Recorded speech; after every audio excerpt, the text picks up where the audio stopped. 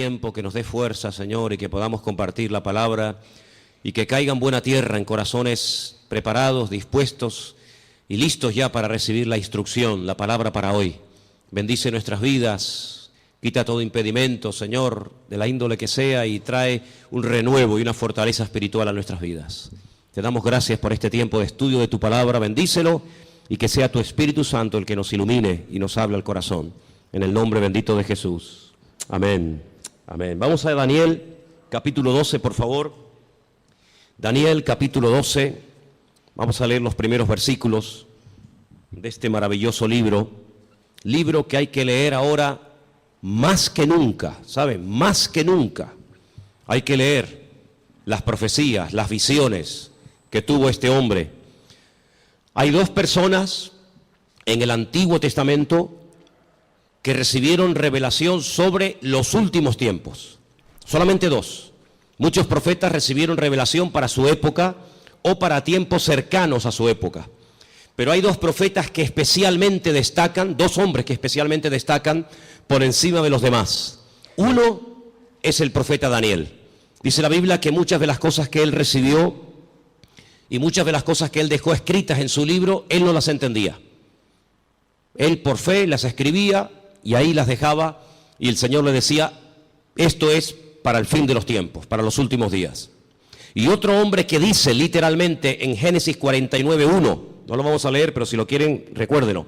Génesis 19:1, un hombre que antes de morir llama a todos sus hijos, me refiero al patriarca Jacob, y les dice, acercaos, que os voy a declarar lo que va a pasar en los últimos tiempos. Y esa palabra, los últimos tiempos, aparece también con las mismas palabras en el libro de Daniel. Curiosamente, en esa especie de despedida del patriarca Abraham de sus 12 hijos y también de sus nietos, Manasés y Efraín, no les dijo todo lo que probablemente él había recibido, sino que el Señor, como que a pesar de la revelación que este hombre tenía, no contó todo lo que él sabía. Pero en Daniel tenemos muchísima información acerca de estos tiempos en los cuales nos ha tocado vivir. Y a partir del versículo 1 vamos a comenzar a leer, y dice así la palabra del Señor. ¿Lo tienen, hermanos? Daniel 12:1.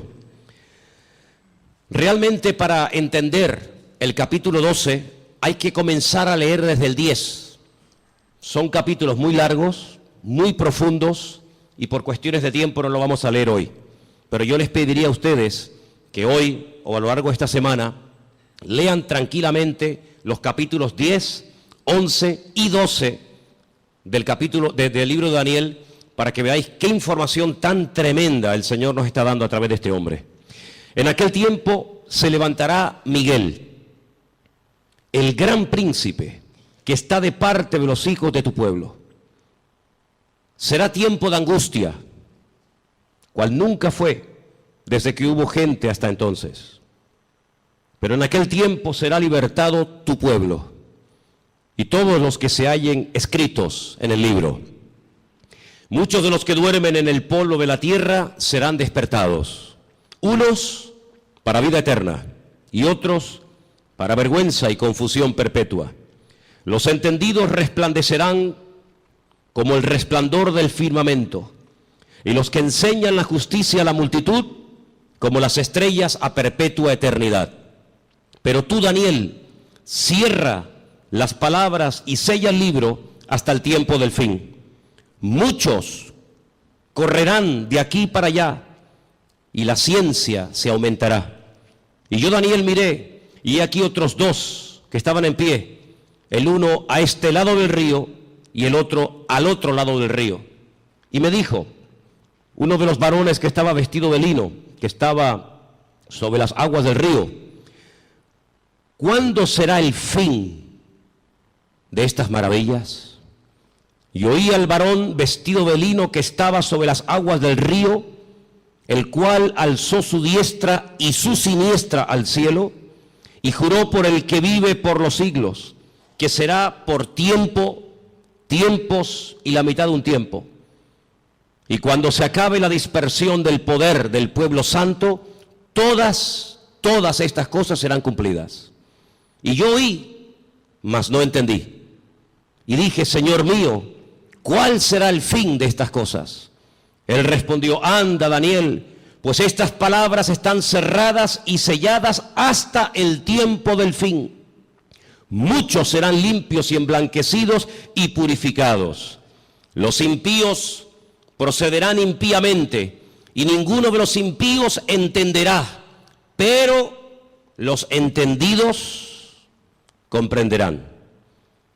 Y desde el tiempo que se ha quitado el continuo sacrificio hasta la abominación desoladora, habrá 1290 días. Bienaventurado el que espere y llegue a 1335 días. Y tú irás hasta el fin y reposarás y te levantarás para recibir tu heredad al fin de los días. ¿Cuántos dicen amén? No es un libro fácil, ¿saben? Es un libro que además hay partes, no todo. Estos capítulos no, gracias a Dios, pero hay otros capítulos que están escritos en arameo. Y aunque se escriben las letras igual, las palabras significan cosas diferentes. Por lo tanto, esos capítulos, yo particularmente en arameo sí los puedo leer, pero no los entiendo porque no hablo arameo. Pero estos capítulos 10, 11 y 12 están escritos en hebreo y son muy interesantes porque hay expresiones, hay hebraísmos, hay palabras que tienen una profundidad, un sentido mucho más profundo que lo que a priori se puede entender, se puede ver, ¿no? ¿Por dónde empezamos? Bueno, hermanos, solamente decirles algo. ¿Os dais cuenta cómo está el mundo? En cuestión de días, en cuestión de semanas, el panorama mundial ha cambiado completamente.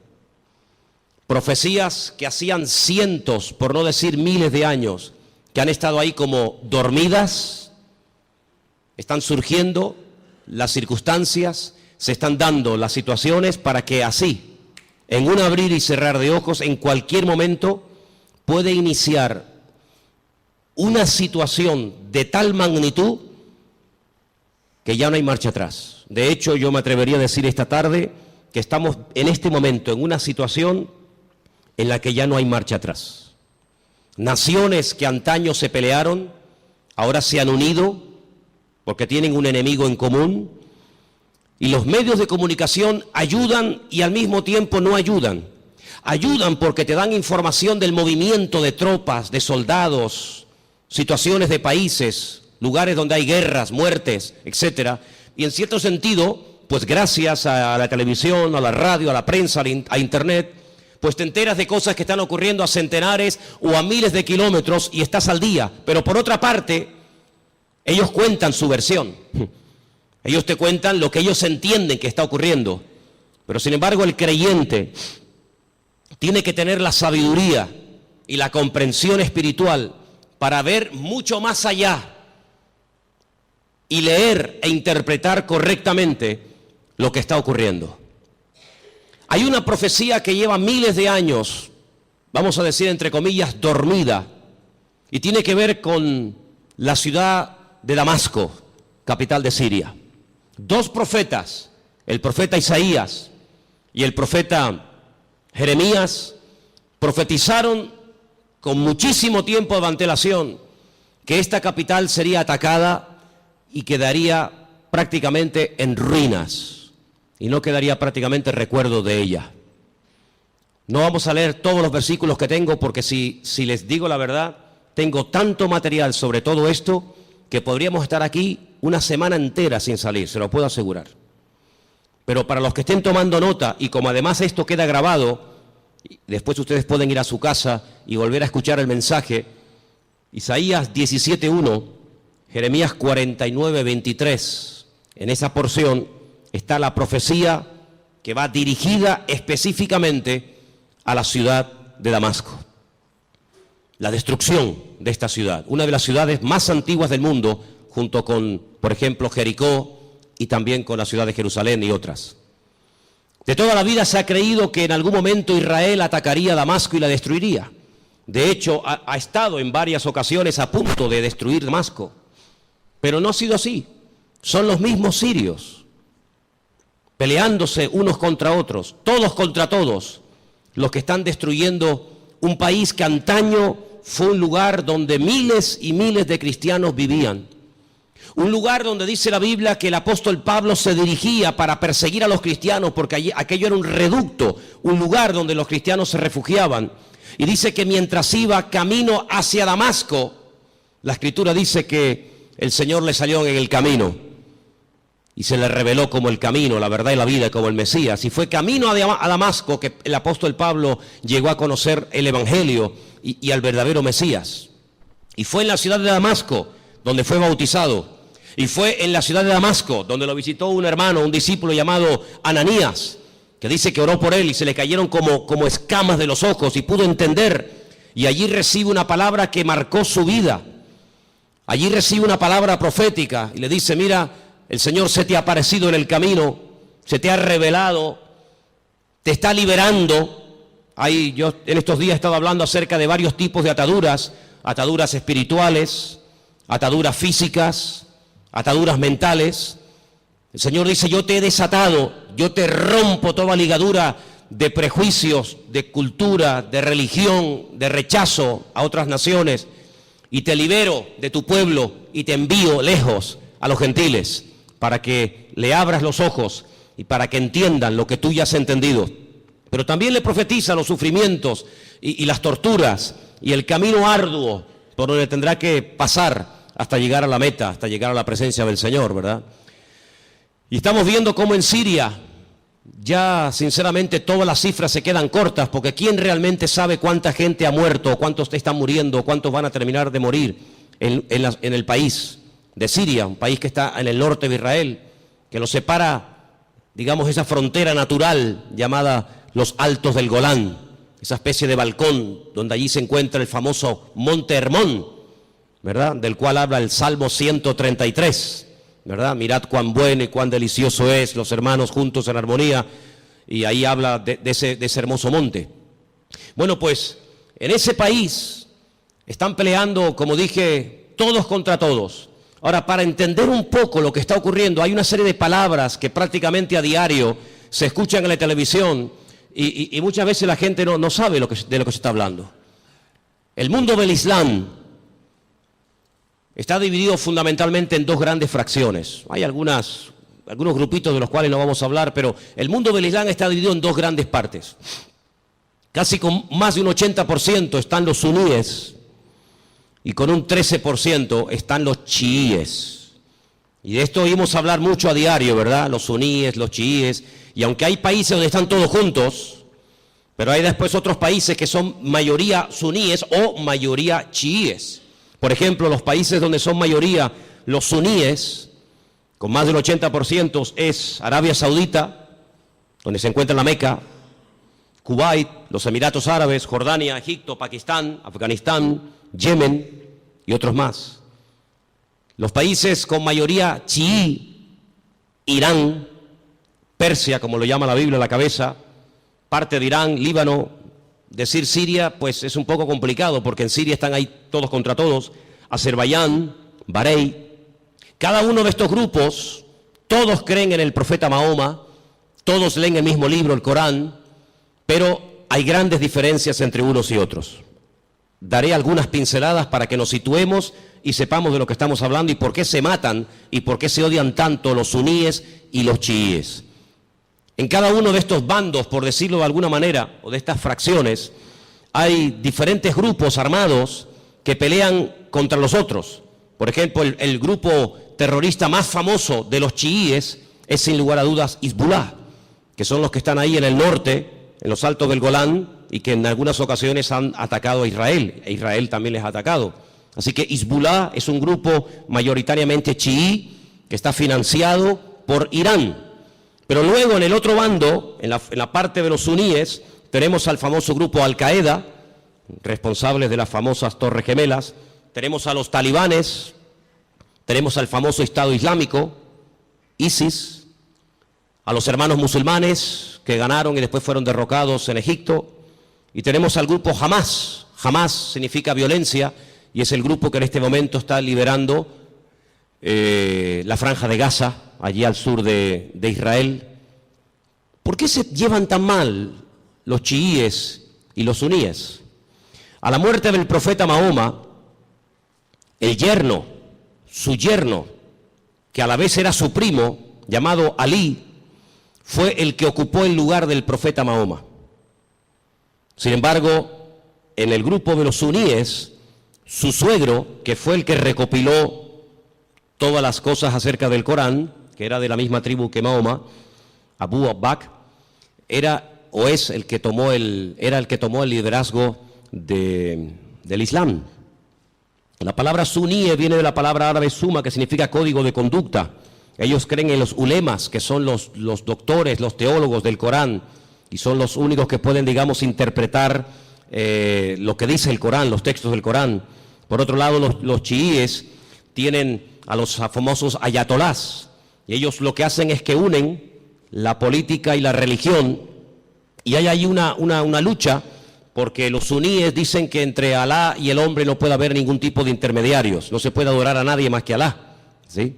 Pero sin embargo los chiíes, aunque también adoran a Alá y creen en el Corán, y van a la Meca en peregrinación, de hecho, sabéis, la última peregrinación ha sido, como todos los años, catastrófica, han muerto casi 800 chiíes, la mayoría de ellos procedentes de Irán y de otros países chiitas, pues ellos además en sus mezquitas tienen fotografías de sus mártires, entre comillas, de sus santos, y en cierto sentido como casi que los veneran.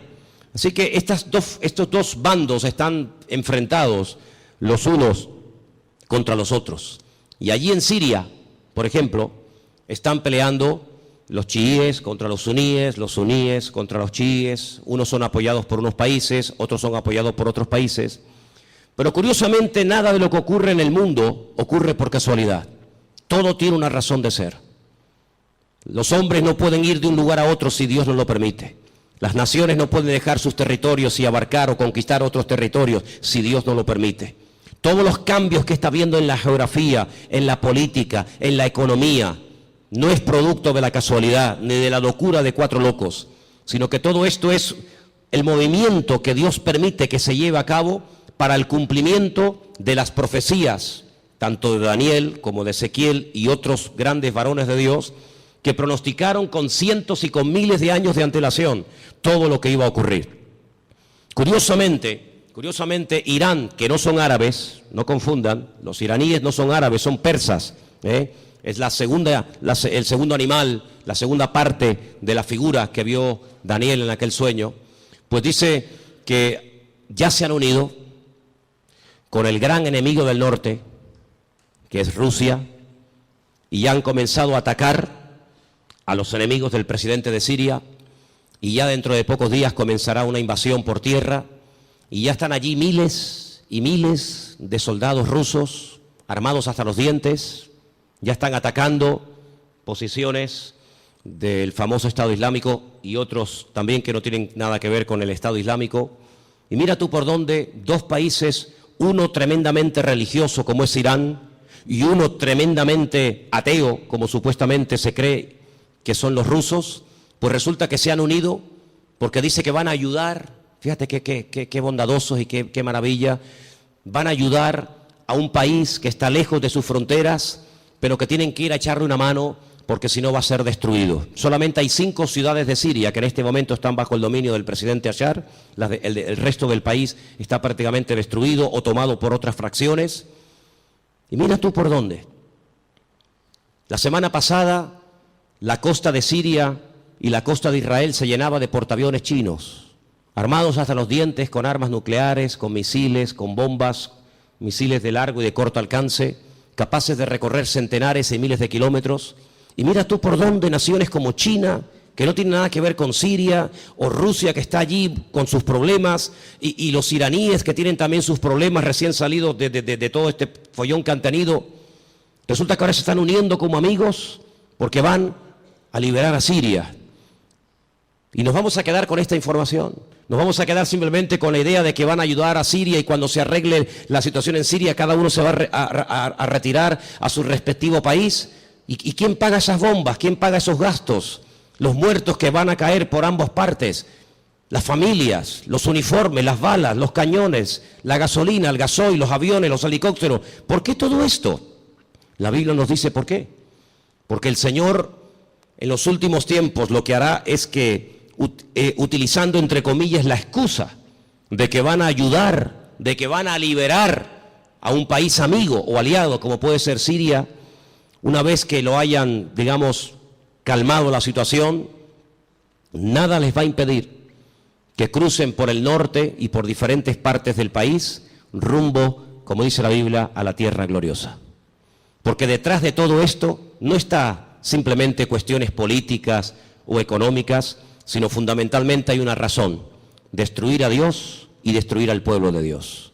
Israel sabe perfectamente que se encuentra en una especie de callejón, no digo sin salida, porque Israel siempre tendrá salida, y la salida no es mirando a Estados Unidos, la salida no es mirando hacia Europa, sino que, como dice la Escritura, Israel en los últimos tiempos se verá totalmente sola y abandonada, como aquella pobre viuda que se fue cargada o se fue contenta con sus hijos, incluso haciendo honor a su nombre, complacida, y viene del extranjero derrotada y solitaria, sin hijos y sin marido, llamada Noemí, y tiene la pobre Ruth que atenderla en los últimos años de su vida. La Biblia nos enseña que estos últimos tiempos recibe un nombre que nos revela, porque los nombres son muy importantes en la Biblia.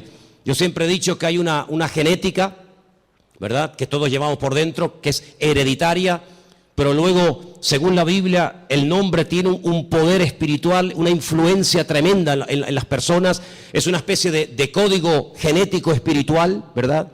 Y esta mujer, cuando viene de Jordania, de Moab, dice que ya no se siente complacida y por lo tanto ya no quiere usar más su nombre, sino que le dice a la gente que le llamen Mará, que significa amargada o entristecida, ¿verdad?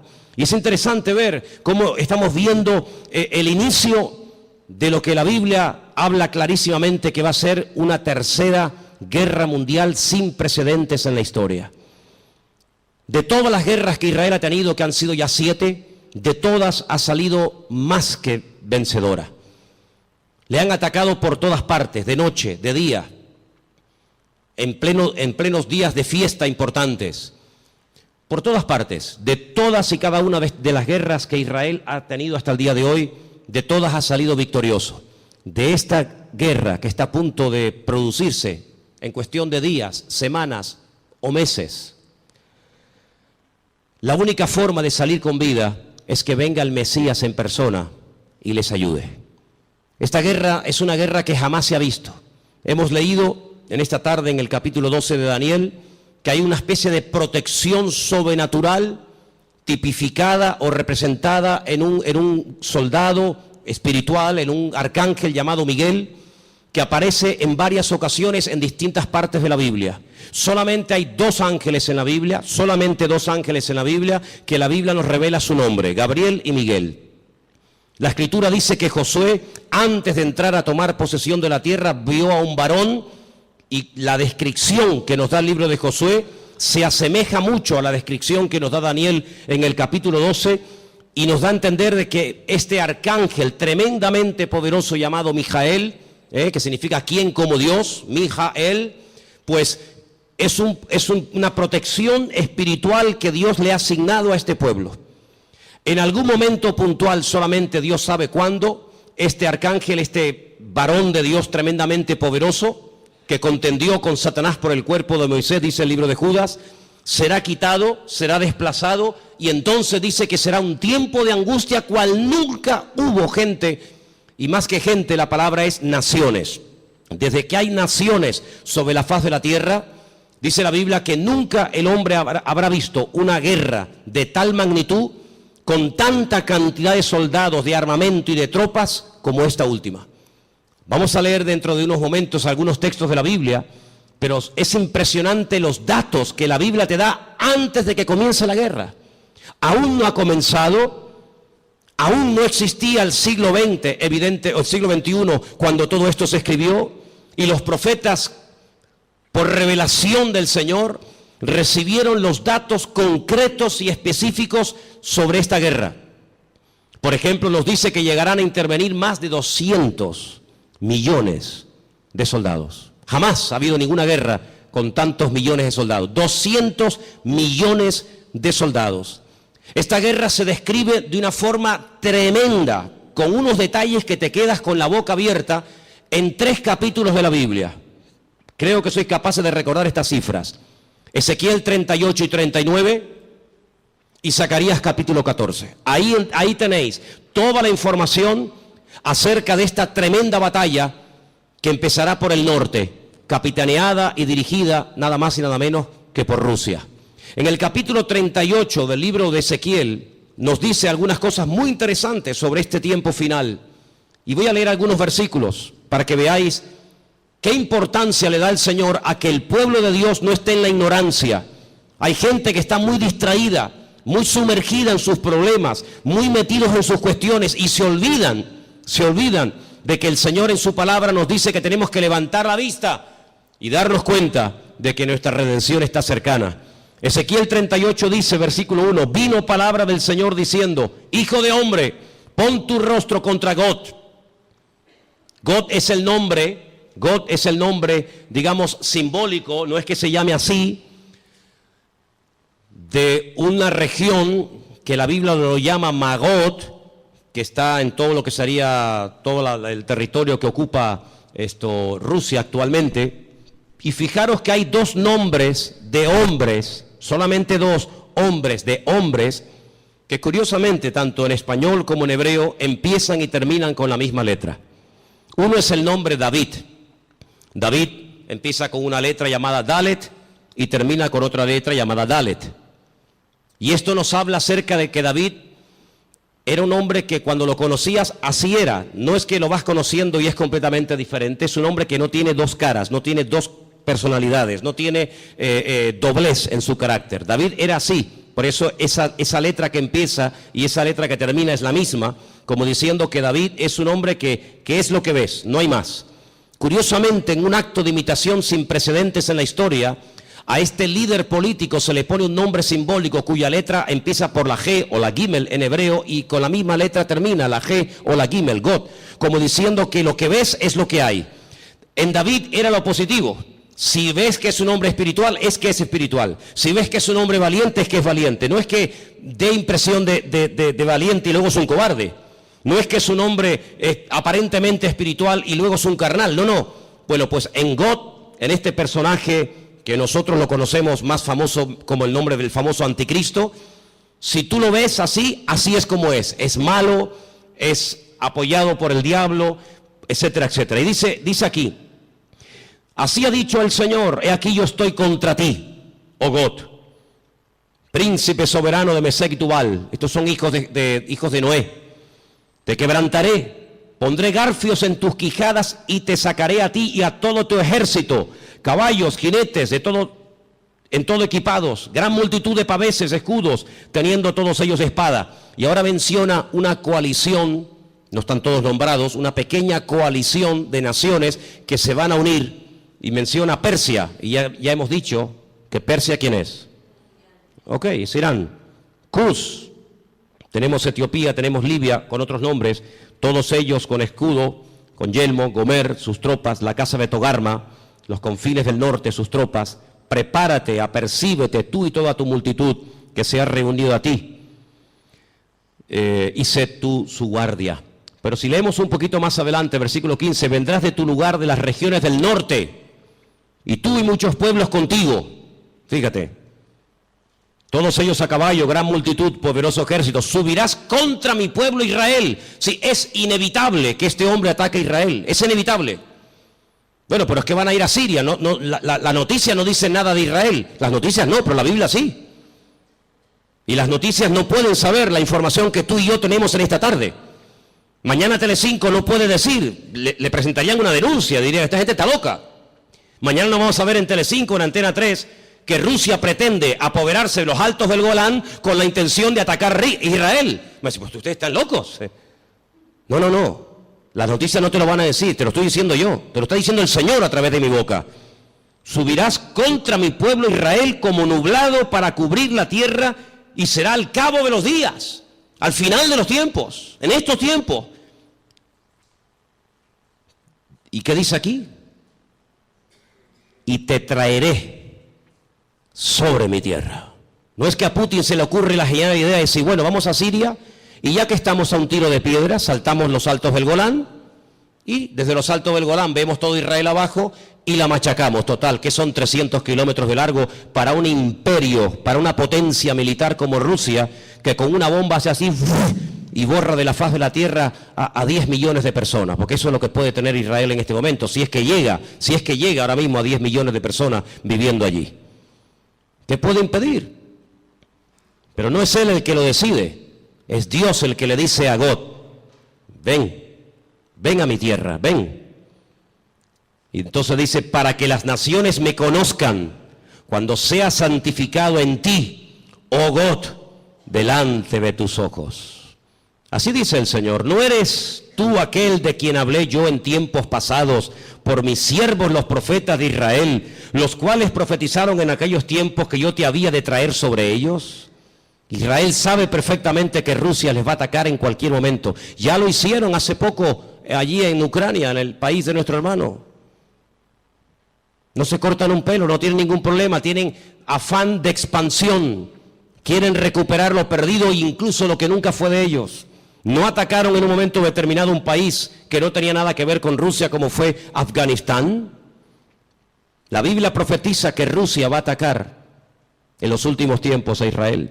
En aquel tiempo, cuando venga God contra la tierra de Israel, dice el Señor, subirá mi ira y mi enojo. Tremendo. Pero vamos al capítulo 39. He aquí yo estoy contra ti, oh God, príncipe soberano de Mesed y Tubal. Te quebrantaré y te conduciré y te haré subir de las partes del norte y te traeré sobre los montes de Israel. Otra vez. Te sacaré tu arco de tu mano izquierda y te derribaré tus saetas en tu mano. Sobre los montes de Israel, ahora viene la palabra tremenda.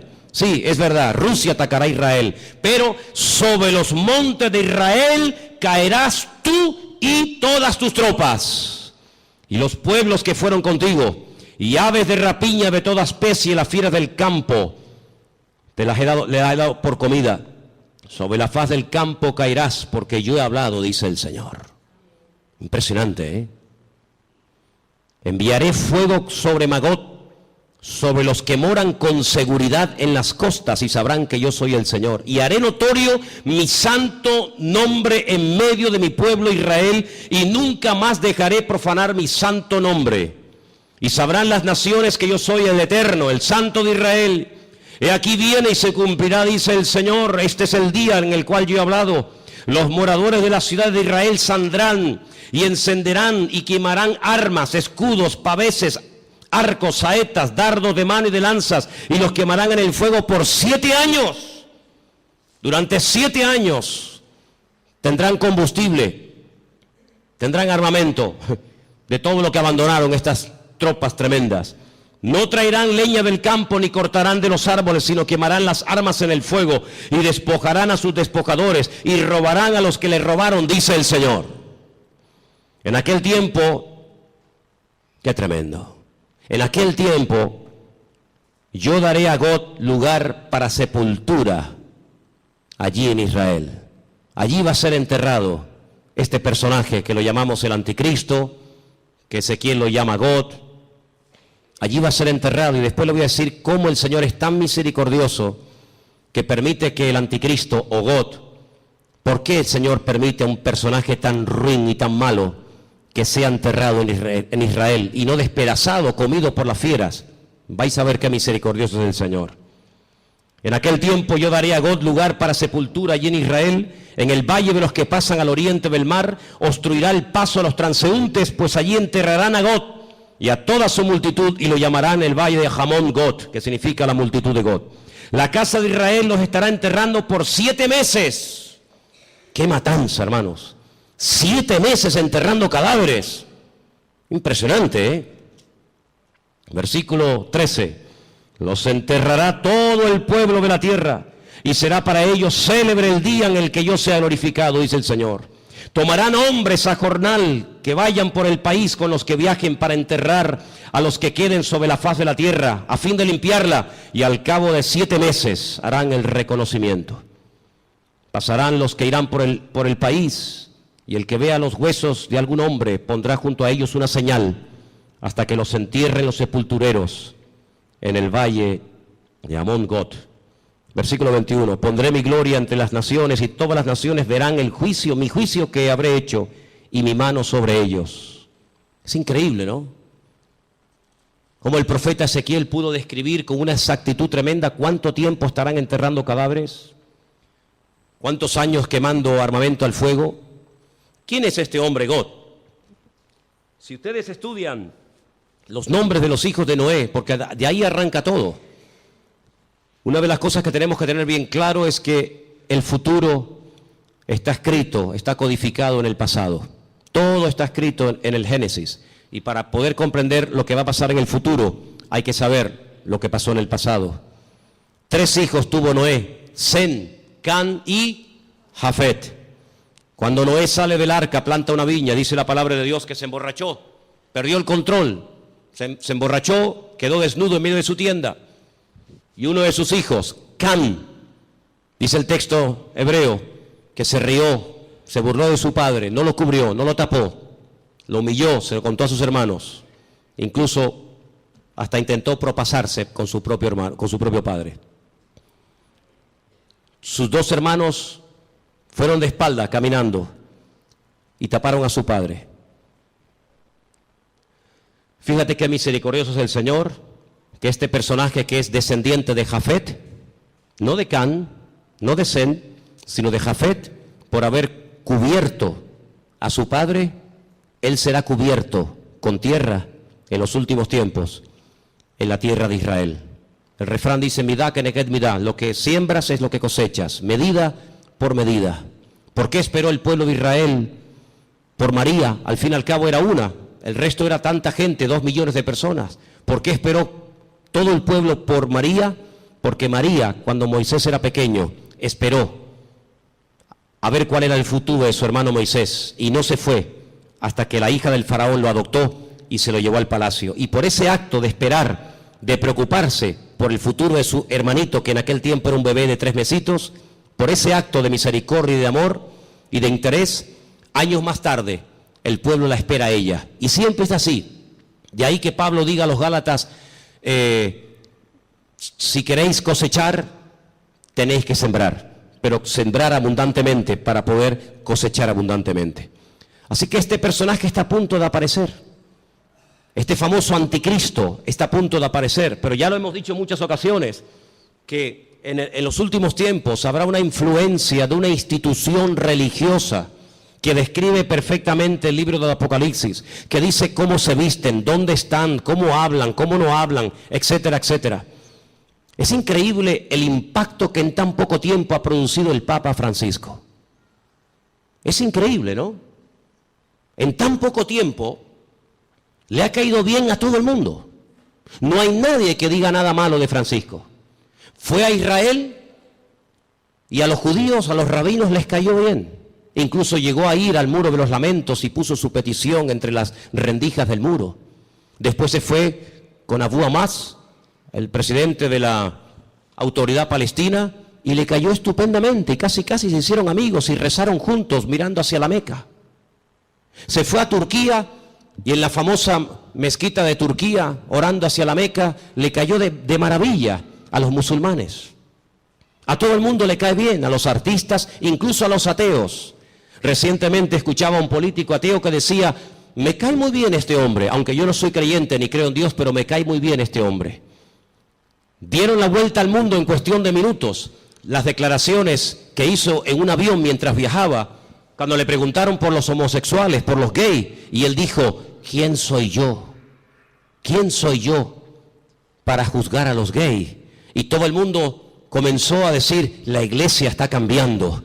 Qué diferente, la postura de este Papa en comparación con los otros 2 que eran tan intransigentes y tan radicales. ¿Quién soy yo para juzgar? No pasó mucho tiempo y ya hizo juicio sobre uno de sus trabajadores. Ayer un sacerdote, dice él, que salió del armario porque Dios así se lo había pedido y así lo había querido, y fulminantemente fue destituido, ¿no? Qué contradicción con las declaraciones del avión, ¿no? Pero en los últimos tiempos la Biblia nos enseña que habrá una especie de religión que le va a caer bien a todo el mundo. Será capaz de ir con los musulmanes, con los judíos, con los cristianos. Dicho sea de paso, hace muy poco tiempo este Papa se fue por primera vez en toda la historia con un pastor muy conocido por nosotros a una iglesia evangélica en la ciudad de Caserta, en Italia, donde yo estuve ahora hace unos días. Estuvo con un montón de pastores que vinieron de Argentina, puesto que el Papa es argentino, y allí tuvieron un culto donde él estuvo como uno más. Hicieron un tiempito de oración, y él hizo una oración incluso, y todos participaron, y se sacaron fotografías, y todo el mundo, qué contento, ¿verdad? La Biblia nos enseña que las rameras son capaces de irse con gente mayor y con gente joven. Las rameras son capaces de irse con gente sin dientes y con gente con dentadura perfecta. Las prostitutas son capaces de trabajar de día o de noche. Y lo mismo le da a irse con un blanco, con un negro, con un rico, con un pobre, con un cristiano, con un ateo, con un satánico. Le da igual, porque ese es su trabajo, llevarse bien con todo el mundo para sacarle lo que ella quiera a cambio. Y la palabra de Dios nos enseña que en los últimos tiempos la política y la religión se casarán y se unirán. Qué tremendo los lugares y las conversaciones que últimamente está manteniendo el Papa y muchos políticos viajando de un lugar para otro. Todo está preparado. Y hermanos, esto no ha hecho más que empezar, pero en cualquier momento salta la chispa. Y lo que tenemos que preguntarnos todos y cada uno de nosotros, ¿qué mensaje nos está dando el Señor? Yo vengo diciendo hace mucho tiempo que Dios está hablando y hablando y hablando y hablando. El problema no es que Dios no hable, el problema es que hay muchos que no le entienden, o si le entienden se hacen los distraídos. Dije hace unas semanas atrás que Dios no solamente habla a través de la palabra, claro, lo sabemos. El que lee la Biblia está leyendo la palabra de Dios, el SMS de Dios, el WhatsApp de Dios, y sabe perfectamente lo que Dios quiere y lo que Dios no quiere. Pero ¿y los que no leen la Biblia? El que no le interesa o no quiere, o dice él que no entiende la Biblia, pues Dios también le está hablando a toda la humanidad. Quiero que vengan conmigo a Génesis 1, capítulo 14, para que os des cuenta algo tremendo que el Señor dijo en un principio. Allí está, en el Génesis 1, 14. Dio una señal, dio un mensaje muy interesante. Y vamos a leerlo en esta tarde. Dice así, Génesis 1, 14. ¿Lo tienen, hermanos? Tengo esta página de la Biblia prácticamente destrozada, entonces espero leerla bien porque la tengo toda pegada. Creo que dice algo así como: y dijo Dios, haya lumbreras en la expansión de los cielos para separar el día de la noche y sirvan de señales para las estaciones. Ahora ya no tengo ese trocito que dice para días y años. Ok, ahí está. ¿Qué es lo que será? Lo mismo que fue. Cuando estudiamos hace unas semanas atrás el Salmo 19, yo dije que el Salmo 19 dice literalmente: los cielos cuentan la gloria de Dios y el firmamento anuncia la obra de sus manos. Un día emite palabra o información a otro día, de tal manera que hay personas paganas, no creyentes, que a lo largo de la historia, incluso hasta en estos tiempos, fíjate lo que te digo, observando no las profecías de la Biblia, sino observando el cielo, el firmamento, llegan a conclusiones tremendas. Quiero decirles que en un momento puntual de la historia de la humanidad, el Señor utilizó el astro rey, el sol, la luna y las estrellas para darle un mensaje profético a uno de sus hijos llamado José. ¿Lo habéis olvidado? Dice que él vio al sol, a la luna y a las estrellas que se postraban delante de él. Y Jacob, cuando oye el sueño de su hijo, él entiende perfectamente lo que le está diciendo. El sol es el padre, la luna es la madre y las estrellas son sus hermanos. Curiosamente, las estrellas, los hermanos, llegaron antes que el sol a Egipto, porque siempre es así: primero es la noche y luego es el día. No primero el día y después la noche. Primero había tinieblas y después vino la luz. La tiniebla siempre precede a la luz. Pero fíjate qué curioso, los magos de Oriente, que no sabemos realmente de dónde eran, si eran judíos, si no eran judíos, sabían perfectamente el lugar y el día en el que había nacido el Mesías. Porque interpretaron que aquellas estrellas que tenían nombre, la estrella Sadik, la estrella Jamelec, etcétera, se habían alineado, y ellos sabían perfectamente que tenían que ponerse en marcha para llegar a donde, a Belén de Judea, porque allí era donde había nacido el Mesías. Y es que el Señor, en el versículo 14 de Génesis 1 que hemos leído, dice que cuando Él creó el sol, cuando Él creó la luna y Él creó las estrellas, no solamente las creó, número uno, para separar, para hacer diferencia entre el día y la noche, no, sino que dice que las creó para las estaciones. Y la palabra estaciones es la palabra hebrea modín. Y la palabra modín, ¿sabe lo que significa? Fiestas. Es la misma palabra que se emplea en Levítico cuando dice, recuerden las fiestas del Señor. ¿Cuándo tienen que ir? ¿Cuándo no tienen que ir? ¿Cuándo tienen que ponerse en marcha? ¿Cuándo no tienen que ponerse en marcha? En otras palabras, cuando ustedes vean los cielos, ustedes podrán discernir en qué tiempo de su relación con Dios ustedes se encuentran. Es muy importante que tú, hermano y hermana que me escuchas en esta noche, te preguntes, ¿dónde me encuentro ahora mismo en mi camino, en mi relación con Dios? ¿Estoy más cerca? ¿Estoy más lejos? ¿En qué punto me encuentro? Porque el tiempo marca la circunstancia y la circunstancia marca el tiempo. Jesús le dijo, ustedes olvídense de ver señales. Esta generación, como es una generación mala, perversa y adúltera, no se le ha permitido ver señales como a otras se les permitió. Ustedes solamente podrán ver una señal, solamente una, y la van a ver, y se llama la señal del profeta Jonás. ¿En qué consistía? Bueno, le está diciendo, así como Jonás estuvo en el vientre del pez 3 días y 3 noches, así estaré yo, el Hijo del Hombre, en el vientre de la tierra 3 días y 3 noches. Esa señal era la señal de la generación de Jesús. Pero sin embargo, Noé no esperaba esa señal. Porque ¿cuál era la señal de Noé? El diluvio. Pero ¿cuál era la señal de Salomón? La construcción del templo. Y cada generación, cada tiempo tiene una circunstancia, una señal, y cada señal identifica el tiempo. Por eso podemos saber ahora mismo en qué tiempo, en qué lugar, en qué punto del camino yo me encuentro en mi relación con Dios por lo que estoy viendo. Porque repito, la señal, la circunstancia política, social, económica, espiritual, etcétera, etcétera, marca el tiempo en el que yo estoy viviendo. Yo no puedo ver, no puedo orar para ver el nacimiento del Mesías porque Él ya nació, no es la señal de mi tiempo. Yo no puedo esperar, aunque ore, ayune 40 días, tome autoridad y reprenda y declare. Yo no puedo ver al profeta Jonás siendo vomitado en una playa para ir a predicar a los ninivitas. No, porque no es la señal de mi tiempo. Pero ¿cuáles son las señales de nuestro tiempo? Pues algunas de las que les estoy diciendo esta noche.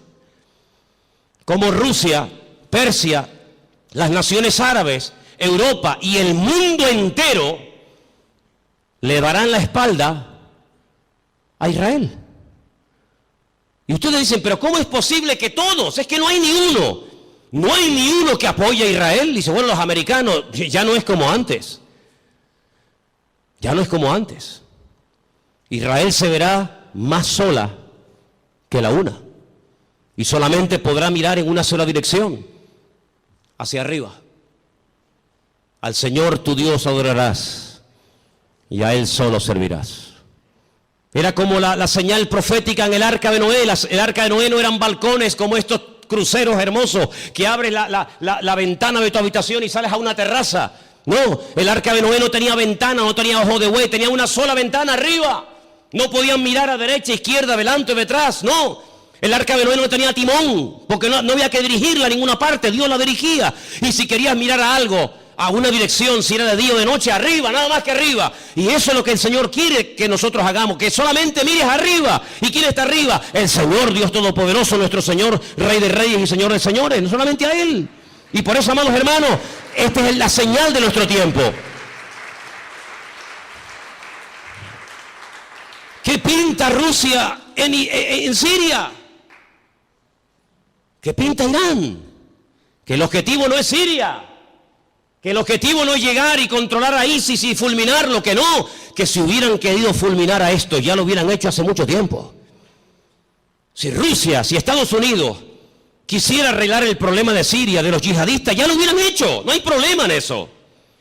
No lanzó una bomba Estados Unidos sobre una ciudad japonesa llamada Hiroshima y se cargó a más de 500.000 de personas así. Y no lanzó otra sobre Nagasaki y en cuestión de segundos hizo, la borró de la faz de la tierra. Que el problema no está en que no se pueda contra ellos, sí se puede contra ellos. El tema es que cada pieza tiene que encajar en el puzzle del Señor. Y el Señor ha puesto a esta gente allí. Una cosa increíble que un musulmán dinamite una mezquita o ataque a otro musulmán, es una cosa increíble. Que le prenda fuego a un cuerpo de un hermano musulmán, es una cosa inconcebible dentro del Islam, porque el Islam no es eso. Pero con esa excusa, las potencias se están uniendo, pero no se dan cuenta de que es el Señor el que les está diciendo, vengan, vengan. Y al final dice que el Señor los llevará a un gran valle, y quiero leer y terminar con esto porque les digo, tengo material para estar aquí un año, pero en Zacarías capítulo 14, y después la última porción la leeremos en Joel, es el Señor el que le dice a las naciones, vengan que yo les voy a juzgar en el valle de la decisión, valle de Josafat. Zacarías capítulo 14, ¿lo tienen, hermanos? ¿Sí? Dice así la palabra del Señor. He aquí el día del Señor. Viene, y en medio de ti serán repartidos los despojos, porque yo reuniré a todas las naciones para combatir contra Jerusalén. Es el Señor el que permite que vayan a hacer guerra contra Jerusalén. No es una mente loca o sádica o fanática. Es el Señor. La ciudad será tomada, las casas serán saqueadas y violadas las mujeres. La mitad de la ciudad irá en cautiverio, mas el resto del pueblo no será cortado de la ciudad. Después saldrá el Señor y peleará con aquellas naciones como peleó en el día de la batalla. Se afirmarán sus pies en aquel día sobre el monte de los olivos, que está enfrente de Jerusalén al oriente. Y el monte de los olivos se partirá por en medio hacia la tierra del oriente y hacia el occidente, haciendo un valle muy grande, y la mitad del monte se apartará hacia el norte y la otra mitad hacia el sur.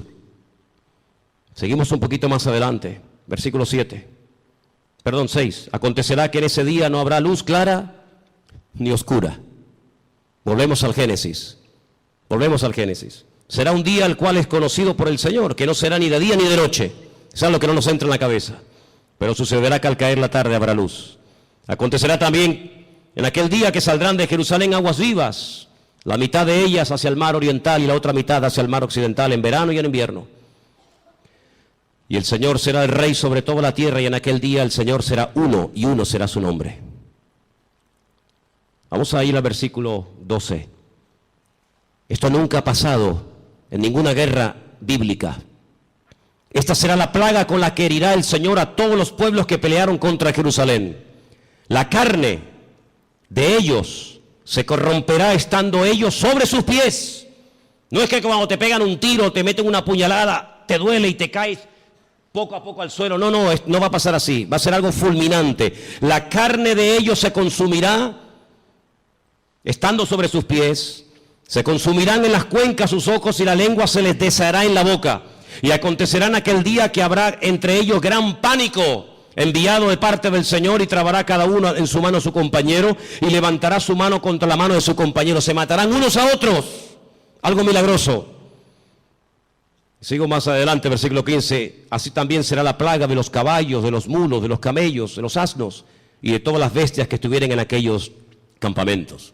Todos los que sobrevivieren de las naciones que vinieron contra Jerusalén subirán de año en año para adorar al Rey, al Señor de los ejércitos, y a celebrar la fiesta de los tabernáculos. Y pueden seguir leyendo para que veáis qué cosas tan interesantes se dicen ahí. Aquí predice la Biblia que las armas químicas, bacteriológicas y nucleares se van a usar, hermanos. No te quepa la menor duda. Estando de pie, se desmigajan, desaparecen como si fueran polvo, como si fueran ceniza. Así describe el profeta Zacarías la muerte de la gente en esta batalla, en el valle de Josafat, valle de Megido. Napoleón, cuando llegó a Israel, visitó el valle de Josafat o el valle de Megido y dijo: este valle está preparado para librar una gran batalla. Y efectivamente, en ese lugar, dice el Señor, que es como una olla, como un lagar.